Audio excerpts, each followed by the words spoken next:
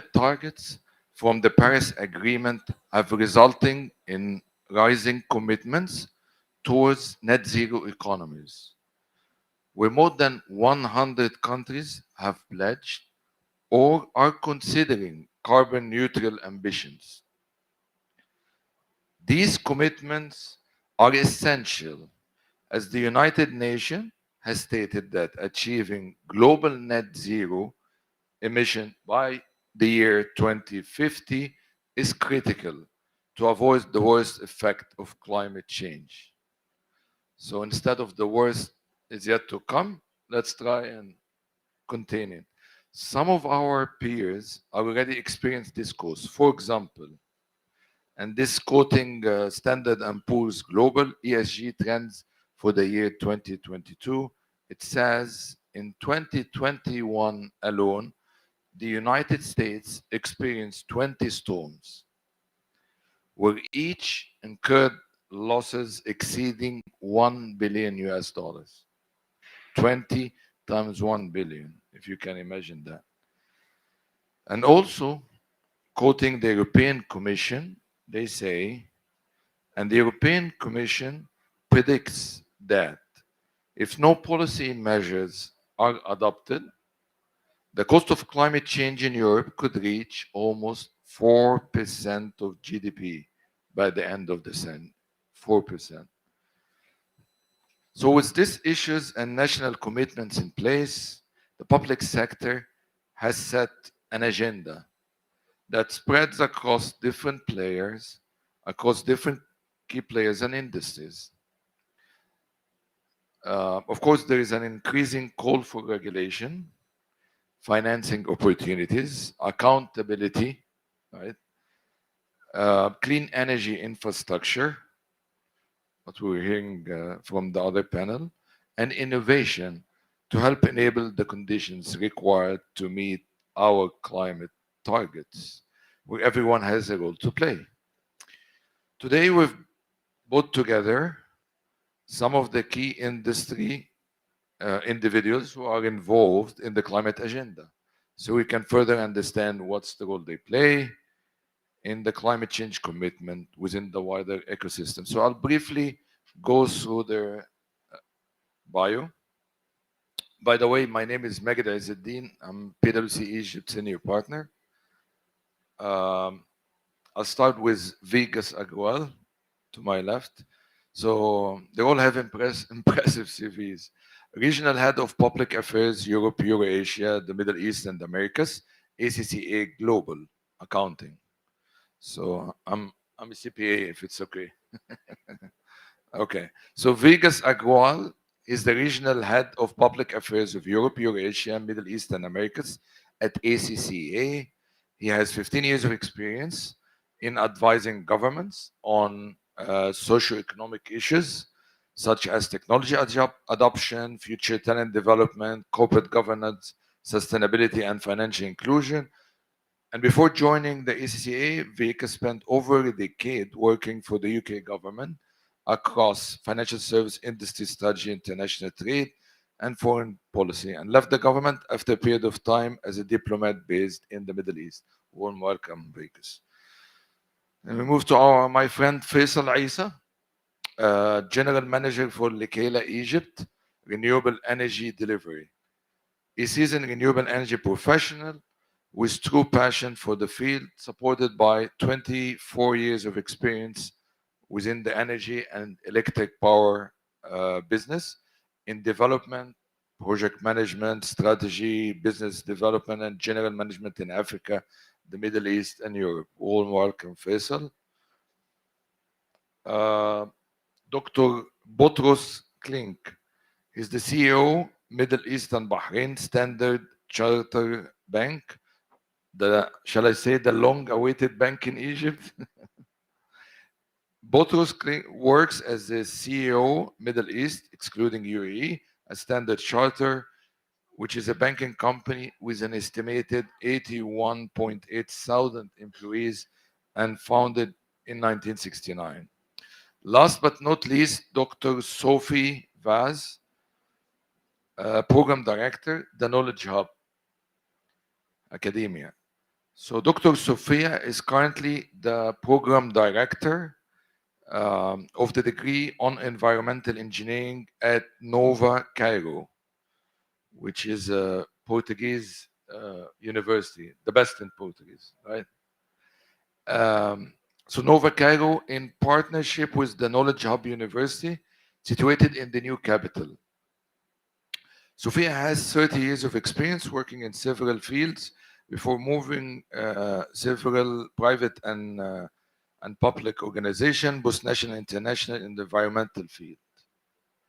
Before moving to Egypt, Sophia has published extensively, namely books, scientific papers, chapters in books, and popular science types of books on several themes related to environment, ethics, and sustainability. Warm welcome. Let's get to the questions. I'll start with you, Vegas. Um, what are the critical regulation and instruments that help embed climate change risk consideration into business practice? I think you need to turn it on. Yeah, thank you very much, Megan. So for us, look, in the same way that we're here communicating in English, we need a common business language. And for us, that's international financial reporting. If we take Egypt as an example, one of the biggest and most effective changes that Egypt could make would be to adopt international standards. We do a lot of work with the International Financial Reporting Foundation, and through their own words, they recognize that if we're going to fully implement international sustainability standards, we need to start with building those foundations. For us at ACCA, this has been part of our existence for several decades. We've built sustainability into our qualifications and into our procedures because we recognize that this is not something that you can just switch on overnight. There's a huge skills gap in this, in understanding the challenges that are coming and how to mobilize capital, particularly green finance. And so for us as an education and professional accountancy body, we have a big duty to work with governments, educators, businesses to make sure that we're lifting standards together, and that if we're thinking in particular about foreign investment into governments, into countries, that when an investor comes to a country, they understand what's going on. Now, with regards to risk assessments, one of the biggest challenges is short-term thinking, of course. Now, accountants are predominantly there to create, protect, and communicate value. You can't do that if you're not integrating long-term risk into your business planning. If you're thinking about your profits and short-term, what's better for your clients as an accounting firm? Do you want your client to be there really profitable next year, or do you want them to still to exist in 5 years' time? And so when we think about, particularly within the corporate reporting environment, this is about managing risk in a much better way. You heard earlier on with insurance, it's not about avoiding risk, it's about understanding it and managing it. It's about making sure that your businesses, that your assets are valued in the right and proper way to protect yourself against catastrophes, to make sure that if you do have a storm in the US, that your business and your land, you can be fully compensated for it.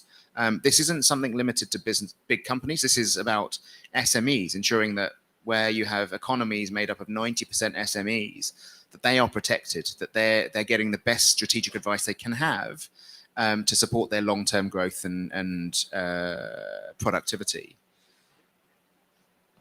Very good, thank you. And I'm an accountant like you, so I'm biased. I'll give you an interesting question, Faisal. What are the current conditions that are creating bottlenecks for the widespread adoption of renewable energy sources? Thank you very much, Magid.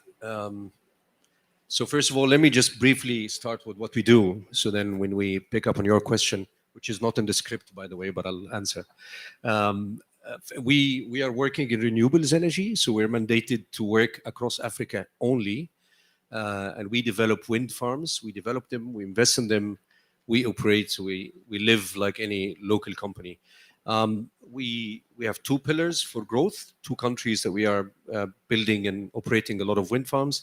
South Africa and Egypt. Egypt also makes the one pillar for growth, but we have other projects across Africa. The wind farm that we own here in Egypt is one of the biggest investment wind farms in the country. So 250 megawatt on Ras Gharib in the Gulf of Suez area. So back to your question, it's of course obviously very good to have targets and to have regulations and laws which is supporting such targets. If it was not for the original target that we had 20% of renewables by 2022, there will be no West Bakr project today. If there is no regulations and laws which is supporting it, like the ones issued back in 2014 and 15 in Egypt, there will be no project to be implemented today. So is this enough? No, I think we need more. What we are seeing is that we don't see that there will be a lot of government offtake in the future. There is marriage between renewable energy and new industries like green hydrogen, green desalination, as His Excellency Walid Gamal have just said. And that needs a lot of restructuring and having new laws and new regulations helping us to reach our new targets 2035. Now we're talking about 42%, maybe a little bit earlier. So that's one thing. The other thing is that it's not a matter of pushing a button. So it's not a matter of having gigawatts, having finance available, and that's it. It works. No. There is things like technology transfer, few things to do with infrastructure and the availability of the network. So this morning and in previous sessions, we heard about the Green Corridor in Egypt, and this is to accept all these gigawatts of renewables and green hydrogen that has been signed.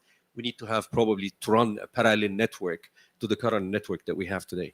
So that's one example. And infrastructure, we're not talking only about transmission or electric transmission networks. We're talking about ports, we're talking about roads, we're talking about capabilities to do installations, local industries, and so on. One final point that I'll pick up on, and then I'll leave a chance for my colleagues to also comment on that, about technology transfer and local industries. There is big emphasis on huge projects to be implemented in the coming period. And if we're talking about 10 gigawatts, 20 gigawatts, I'm hearing now they're reaching 26, those need local integration and they need local manufacturing. So there should be some kind of a program that will encourage increasing the local content, attracting manufacturing here. We heard about the problem of electrolyzers, let alone turbines, PV panels, and all the supporting industries helping the quick growth. Thanks. Absolutely agree with that. I'll jump to Dr. Sophia. What are the current emerging solutions that could help increase adoption and have a meaningful impact on climate targets? Um, uh, of course, when you ask on emerging solutions, most of you most probably think immediately on knowledge, on research, on innovation, on science, on technology, on new concepts, on critical analysis. So, I mean, it's almost the definition of a university. So I'm really happy that you invited universities to this conversation because they really have a role as well in all this process. And so thank you for having invited me.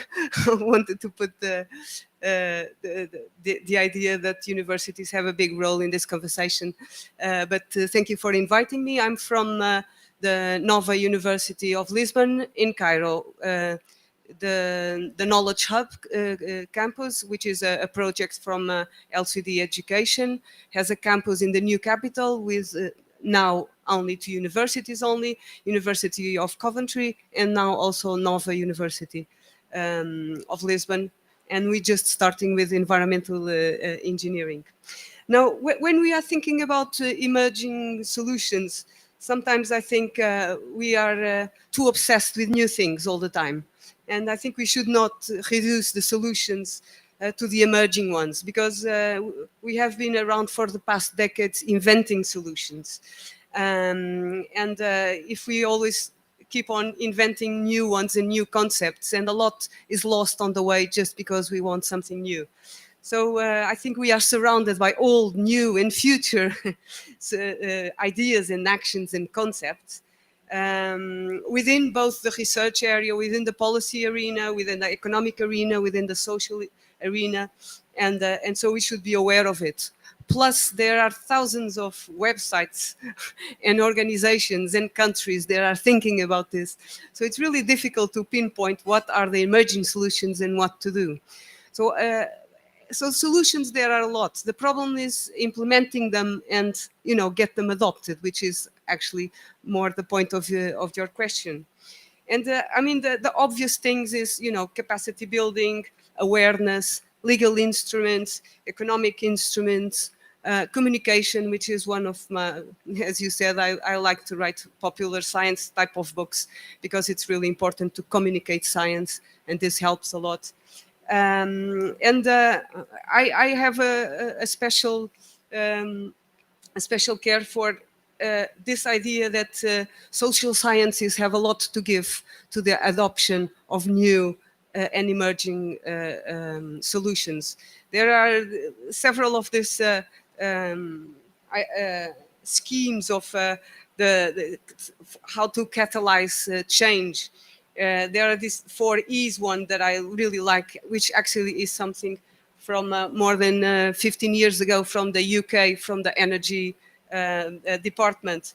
It's this idea of enabling, removing barriers, giving information, providing facilities, also engaging, community action, co-production, personal contacts, enthusiasts.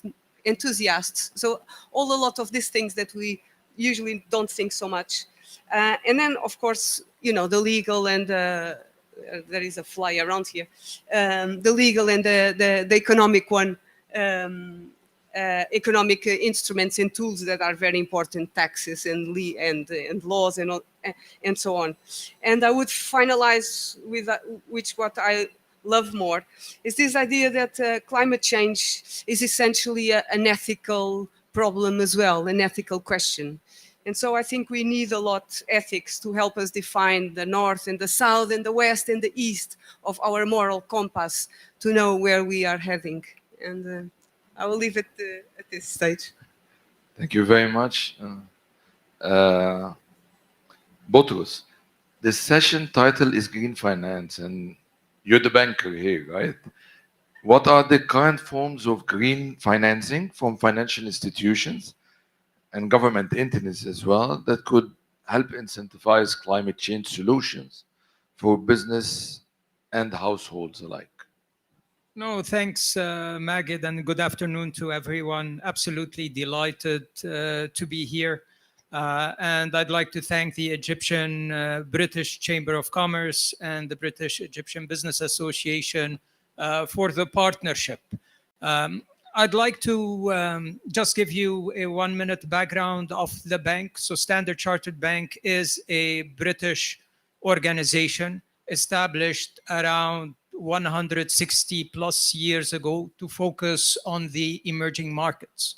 So our focus is Asia, the Middle East, and Africa.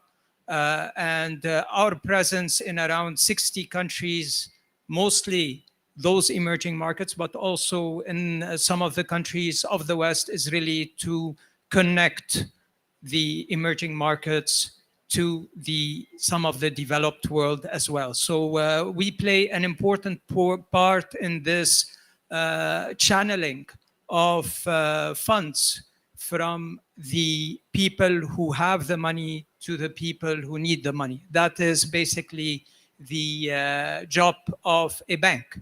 Now, it's very important to put a little bit of context to this entire sustainability drive. It is probably one of the biggest challenges we will face, our generation and the generations to come. As we look at emerging markets, the amount of money required to basically get us to net zero in emerging markets is close to $100 trillion. This is not a small amount. This is not a small amount.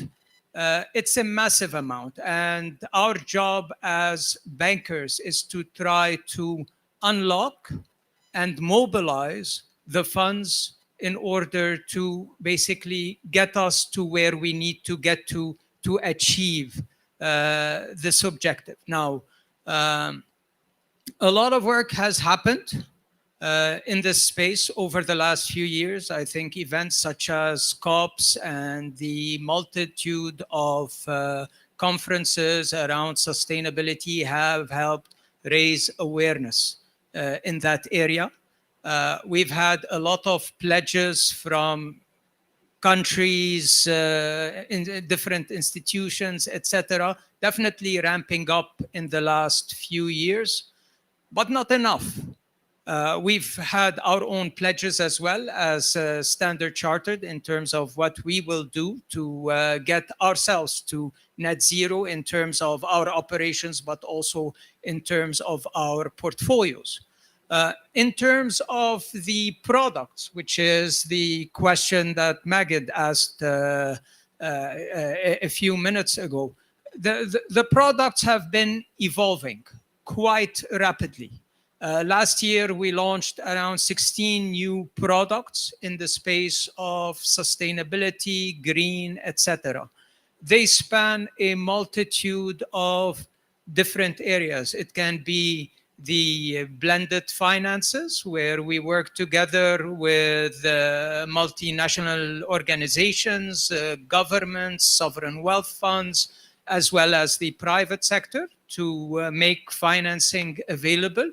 But also the biggest and deepest market is the capital markets. And we've seen the green bond market evolve quite considerably over the last few years. We've seen innovation in that area expand quite rapidly. We just saw Saudi launch a 100-year green bond, the first 100-year, the first one launched by a sovereign wealth fund in that direction. I'd like to commend Egypt for launching the first green bond by a sovereign a couple of years ago. So this is where the funds are deep. Now the question is, how are we going to get the funds from the people who have it, the investors, into the people who need it, and more importantly, the emerging markets, because sustainable, what is happening in terms of climate change, the impact on emerging markets is quite significant, and it's 4 or 5 times the impact on some of the developing world. And I'm sure we'll get further into that during our conversation. Thank you very much for that. Because of time, I'll try to compress a couple of questions together. Back to you, Vegas, if I may. How do these regulations that we mentioned and instrument impact business and the respective consumers, right? And perhaps as a follow-up questions also, what are the items that need to be considered in the design phase of these instruments to ensure they are effective and have tangible impact? Yeah, look, it's a really good question. So there are 2 elements to it. One is, but they are sort of linked. In terms of financing, there's a really big challenge here. We've heard from businesses that they are coming up against lending challenges more and more so, in that their banks are actually asking them to demonstrate that they are sustainable, that they are thinking about their long-term plans, and that the investment or the loan that they may get from their bank is actually going to be repaid because the business will still be around. And that's a really, really big issue, is that if you cannot access that capital because your bank doesn't think that you're investable, then what are you going to do? You have to change. And of course, we know that financing for smaller businesses is much more expensive. So there's a huge issue here about getting the right kind of finance to the right organizations. Thinking about larger companies, with bonds and the like, there is a huge amount of criteria to these, that you are sustainable, that you can demonstrate it through your reports and everything else. But when you think about how that reflects on value chains and the companies that they work with, there are going to be some really big changes made. Now, a company may start writing out SMEs if they aren't part of that sustainable journey. This is a really, really big issue, particularly for emerging economies where you may have 50 to 90% of your economy made up of SMEs. And then we're thinking about financing. There's a challenge there for SMEs in particular. what we would like to see is really how large companies can actually help invest in those smaller companies to make their journeys more sustainable. I'll give you an example from regulation. Now, within the EU, the CSRD is coming in great force. It's here soon. It's going to start off with public entities, with public interest entities, with listed companies. But a few years later, it's going to hit all SMEs across Europe. And I can tell you now that those SMEs are terrified. I mean, we work with accountancy bodies and SME industries across all of Europe and global. We're across 170 odd countries. And every one of them is worried about what this means for them. And so we're looking to encourage, through our members around the world, to work with businesses, to invest in smaller companies, to invest in that value chain, bring them along with you. So that's a real tangible impact that these new regulations are actually having on businesses. If we think again, we've talked a lot about how you can localize work in Egypt, in other countries. The same goes for Egypt. It's not but it's about how do we help Egyptian businesses adopt sustainable standards, improve that reporting, that communication of their sustainable value. In terms of the design instruments and such, we need to make sure, look, we've talked a lot about just transition, and that's a really important point here, is that it's not fair to ask everyone to all of a sudden be sustainable overnight. We've got to make sure that we don't allow regulations to, in effect, phase out emerging economies because they're not at the same place that others are. That's something that we do need to manage. What we also need to see is a collective effort from businesses and governments to help bring together sort of the corporate reporting infrastructure. So that is making sure that we have a much more integrated approach to risk management, to, as I said, corporate reporting, to sustainability standards. It's great that we've got universities represented here because the education piece is hugely important. And we want to make sure that businesses start thinking in a new way, assisted by their accountants, their auditors, because that's what we're here to do, such that they can embrace new changes in natural capital management. They can think about their water use. They can think about their footprint. Very well said. I'll give you an easy question, Faisal. What are the current incentives and solutions that are being implemented that could help mitigate or eliminate these bottlenecks? So that's the first one. And if you can also talk about how are these situations different across regions?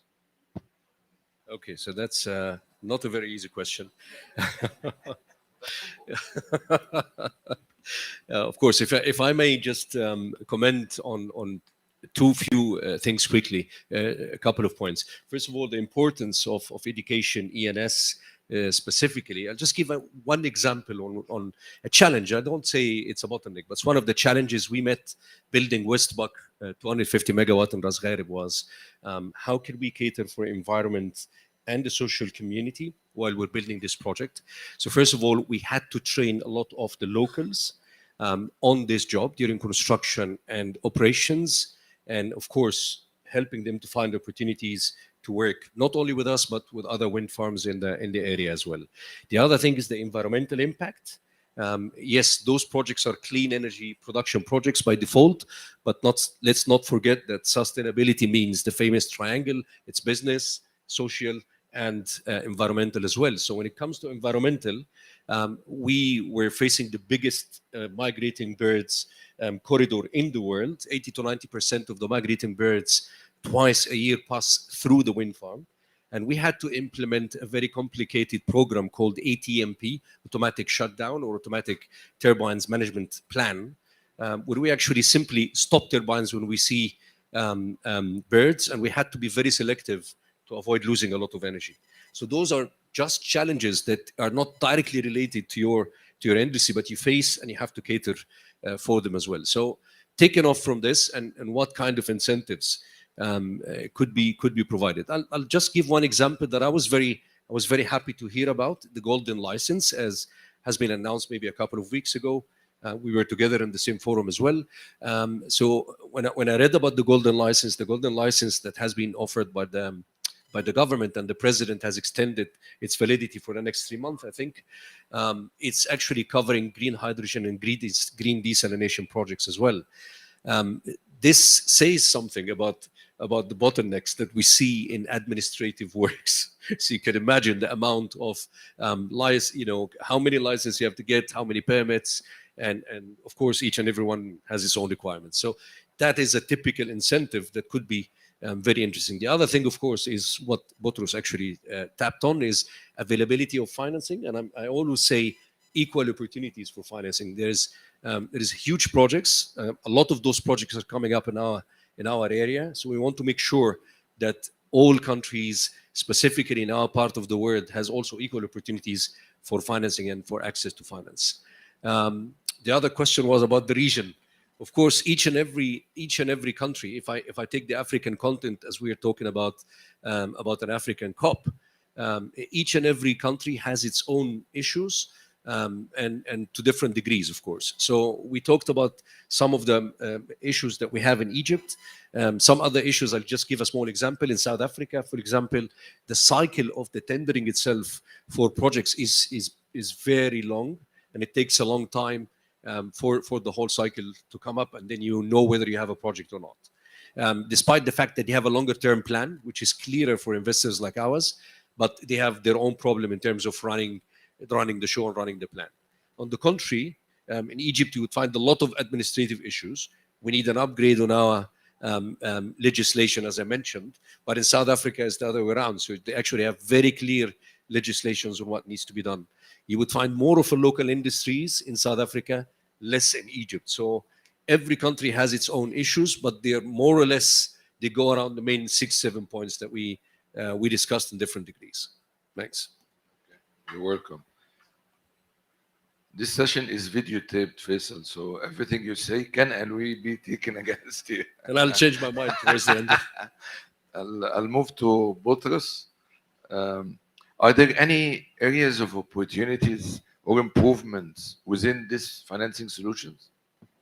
No, thanks, Magid. I mean, let me touch upon a couple of things earlier, and then I'll get to this.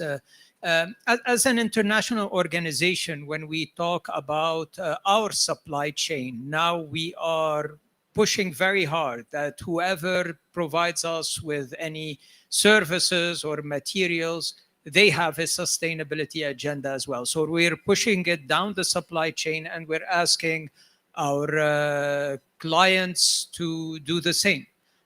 This is how we can get the snowballing effect running throughout the world.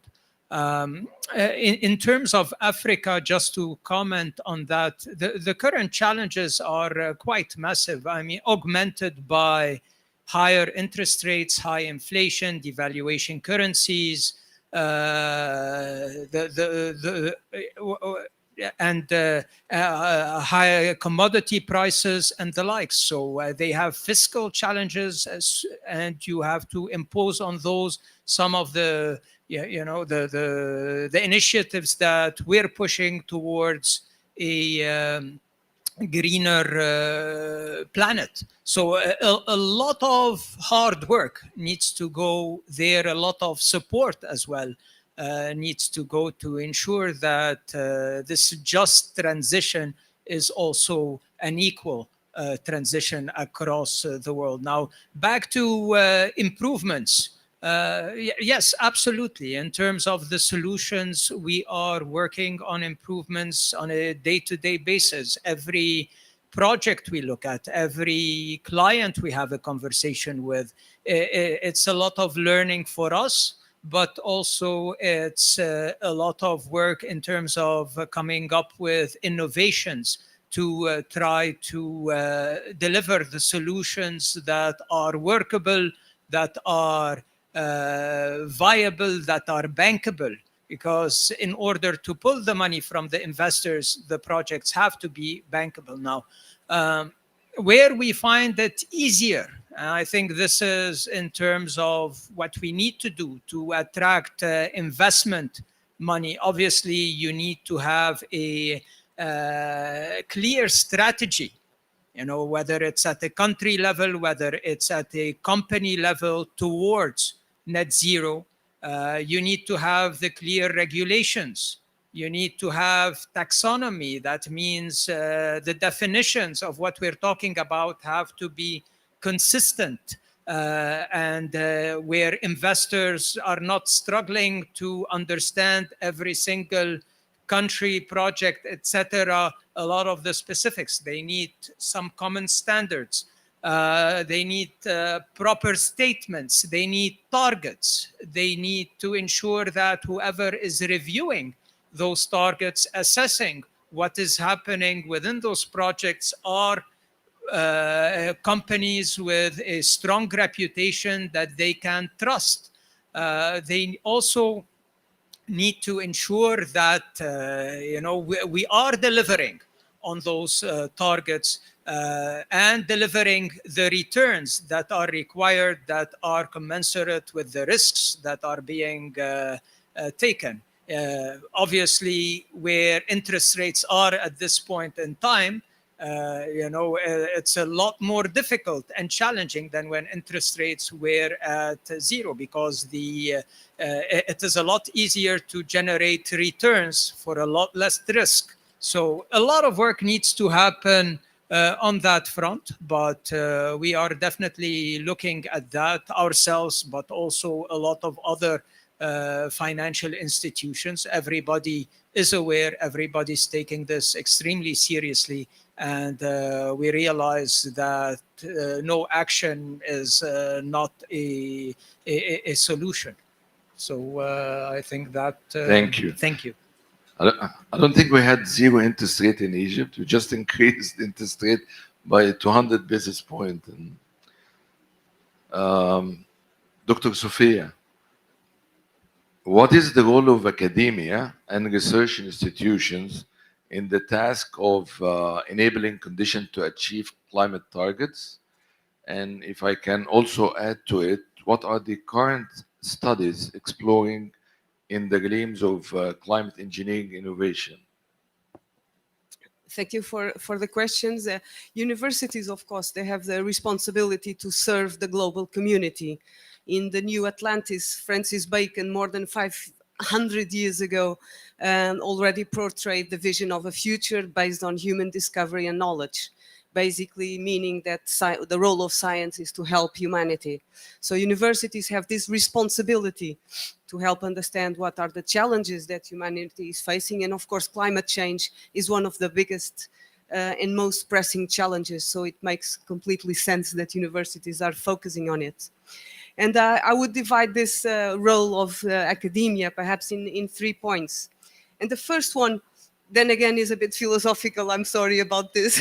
In such a financial world, to talk a bit about philosophy. But it's actually, when I was invited to come here, I thought I was going to give a presentation with PowerPoint, and I even gave it a title, which was University as a Condition of Possibility for a Sustainable Future.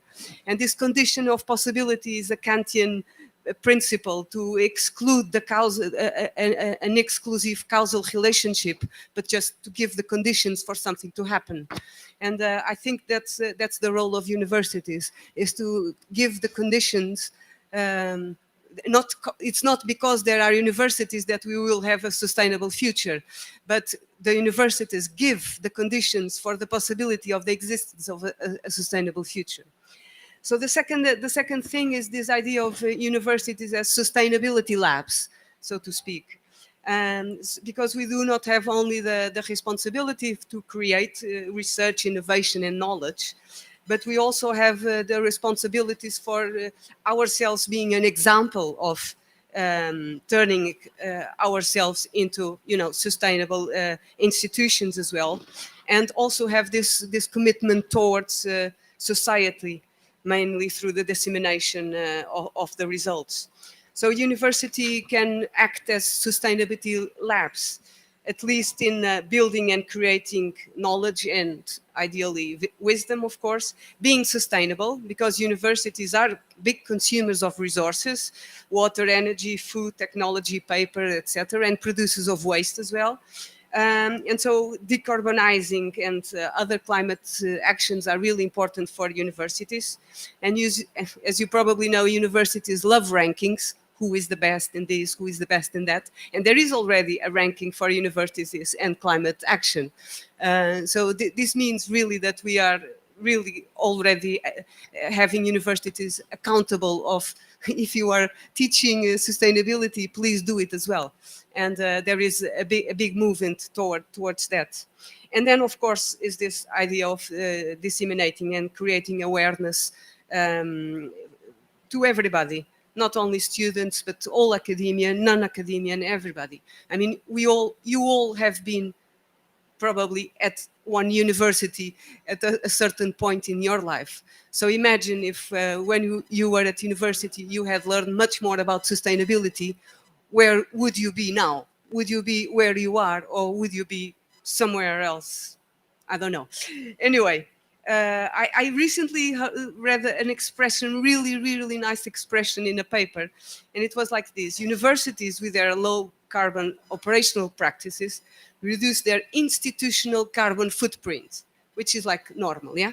But in their curricular and pedagogic approaches, they expand a societal carbon brain print. And this is really nice, is this idea of carbon being in our brains. And so we are ready for that. And I really like this idea of universities imprinting this carbon brain print, which takes me to my last point, which is citizens of the future. And this is what university does. Universities are incubators of future decision makers, of future trendsetters, of future climate leaders, of future leaders. And so we have the responsibility and the opportunity to induce these behavioral and cultural changes to all students. And some universities, of course, offer sustainability courses. And if I may allow now to make a bit of publicity, we are offering environmental engineering. So it's a specific course on environment and on sustainability. But most universities either already are including sustainability principles in all other courses. And for example, Coventry, which is also there in the Knowledge Hub, doesn't have any environmental engineering, but has sustainability in all its other courses. So I think climate change education, Right. you want me to finish? Yes, I will. Can be formal, informal, or non-formal, and this is really important. Thank you. Okay, very good. I know, Boutros, you have another commitment at 12:30, so can I quickly ask you one question? What are the systems put in place that ensures the finance provided by green loans and bonds are having the expected impact and are measured into climate targets?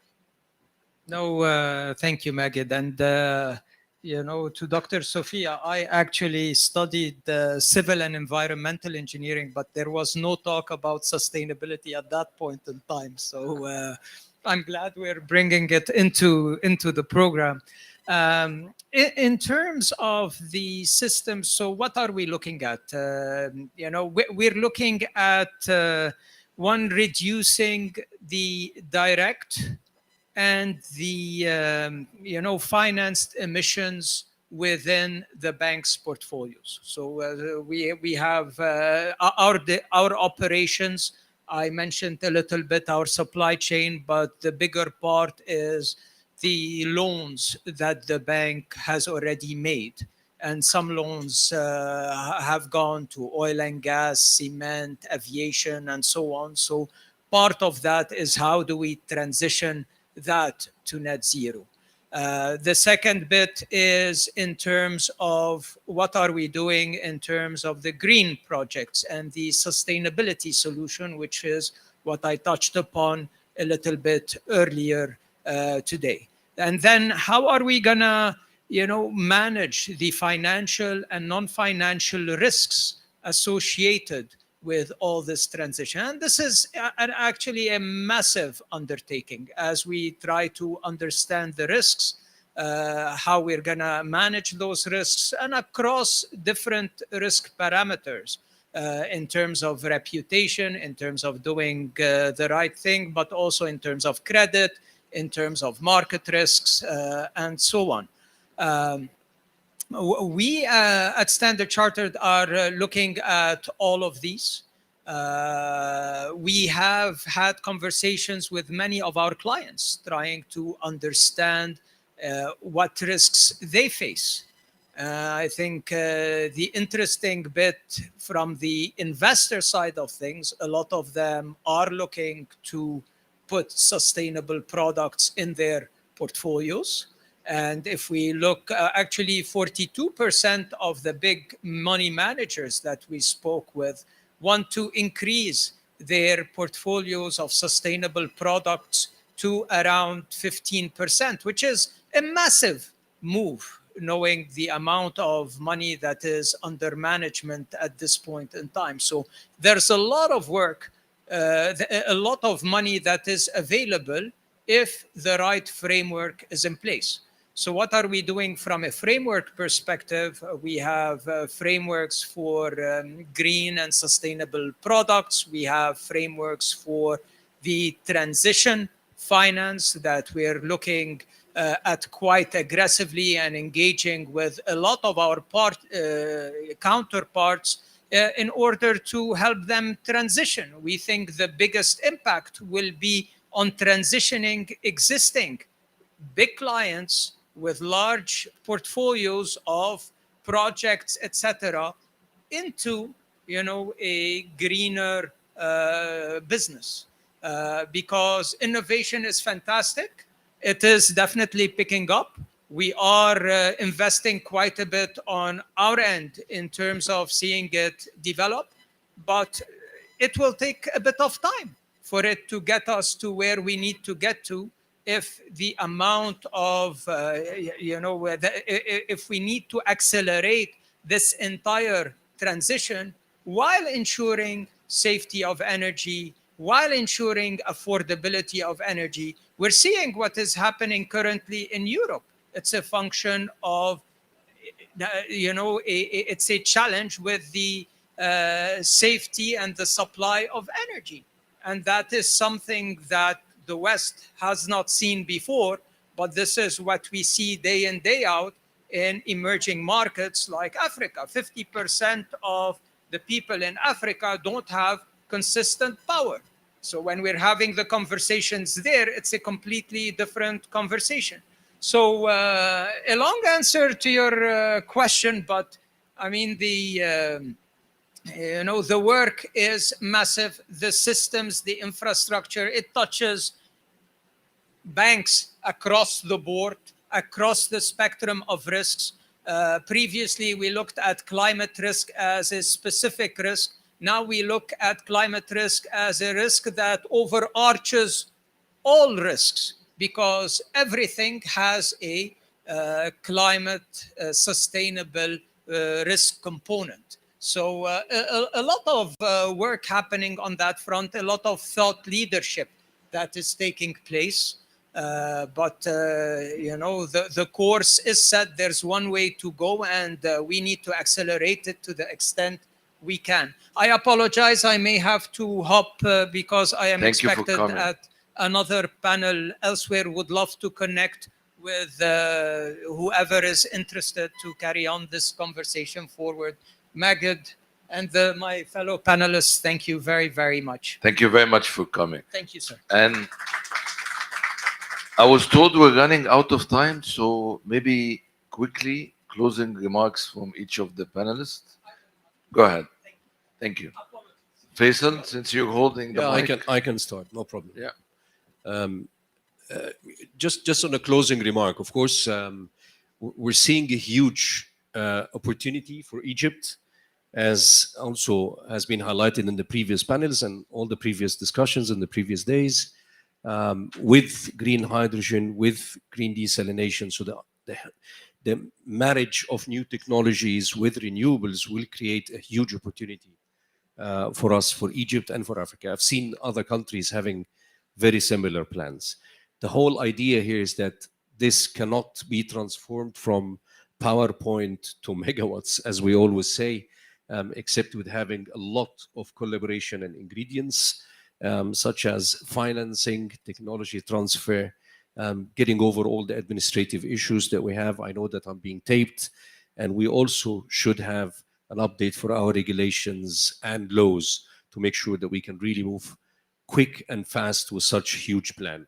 I remember very well a couple of years ago, a 250 megawatt in West Bakr, when we were building the project, was a huge challenge for us. Now we're talking about gigawatts. I mean, I sit with everyone and everybody talks about 10 gigawatts, 20 gigawatts. I mean, a quarter of a giga, 250 megawatt, is the biggest project in the country today, and it faced huge challenges. We can imagine then what a 26 gigawatts or a 38 gigawatts would do. Yeah.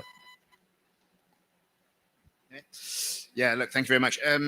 So I was going to answer, who are the main stakeholders? And I think Boutros explained really nicely how financiers and investors are changing their behaviors, both from where they place their money, which is really important, but also who their clients are and how they're viewing the risk of their clients. That's a really big issue. But you don't understand that without upskilling.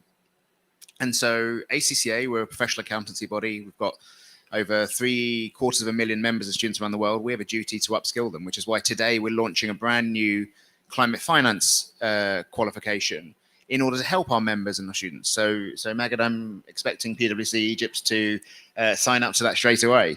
Look, we in all of the addition to the private sector, to educators making these moves, we need strong political leadership. And we've seen that a lot from Egypt. I mean, it's been absolutely fantastic being here this week so far. But there are more steps we can take. We're looking to the Ministry of Finance, to the central bank, to make some of these big changes to sustainability standards, to adopt international financial reporting standards as the baseline, and then towards ISSB standards. We've seen over 2/3 of G20 countries make this step, and more of the G77 are moving in this direction. So we'd hope to see that taking place. And of course, we here at ACCA are on hand to work with governments and businesses in sort of moving on this journey. And I think we have to do it together to ensure that we have equitable transition, that we support businesses of all sizes, and actually we try and address some of these really pressing climate targets. Absolutely, and you have our full support. Doctor? I would like to finish with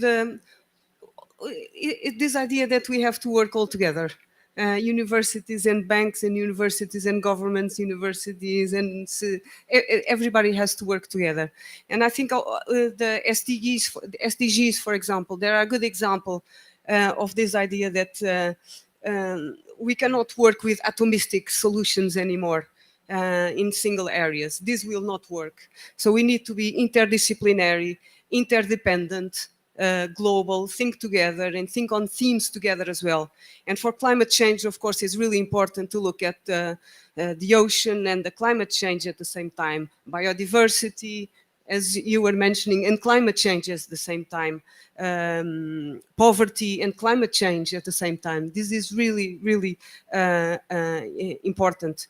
Then I also have this idea that technology is really important, and also being an environmental engineer, there are a lot of things that are happening, and they are really exciting. But technology is not... I don't believe in the technological fix. Technology contributes a lot, but there is much more than technology to solve the problems. Because I think technology, we are very good at technology. This is what we are best. But then the next step is the most important. And I will just finish with this again with Kant, because I think we are in an enlightenment era now. When once someone asked Kant how he would define the Enlightenment, he began his answer with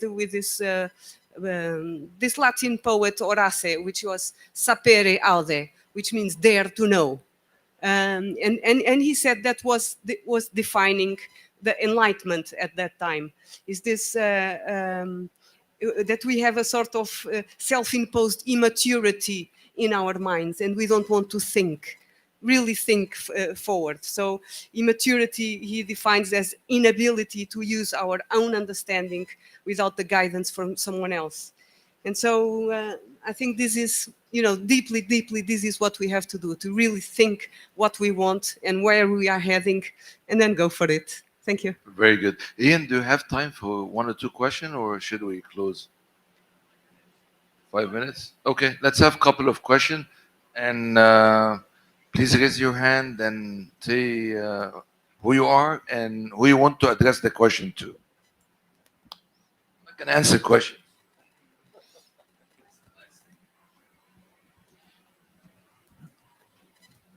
Thank you very much. My name is Ahmad Khattab from Bash Global based in London. Actually, I have a couple of questions, but I will break these questions into two questions. One question to Mr. Vikas. In the beginning, you have said that in order to support the climate change protection scheme, we need to speak one language. And you refer to specific standards. My question is, what are standards you are referring, and who is reviewing these standards and publishing those standards? This is my first question. My second question to Mr. Potros, but he left, so I will keep it only one. Thank you. Yeah, it's a really good. Sorry, it's a really good question. So over the past couple of years, we've seen a lot of consolidation of all of the various sustainability bodies. It's like an alphabet soup: GRI, CDP, IFRS, IWSP. We were part of the Integrated Reported Foundation when it started, and that set the framework for what good corporate reporting should look like, bringing together financial and non-financial in a single way. So it's not an add-on.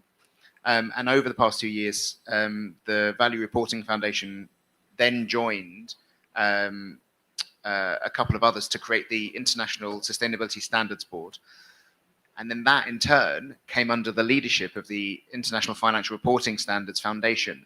So you can see how all of this is driven towards one single body. And IFRS Foundation are actually here this week, speaking later on today, and they'll be making their own announcement.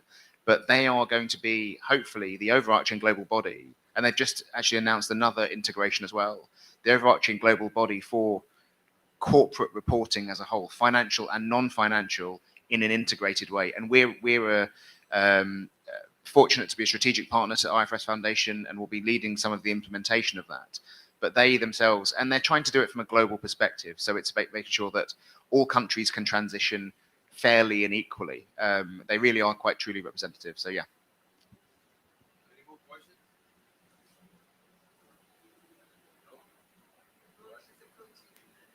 Thank you very much. Well,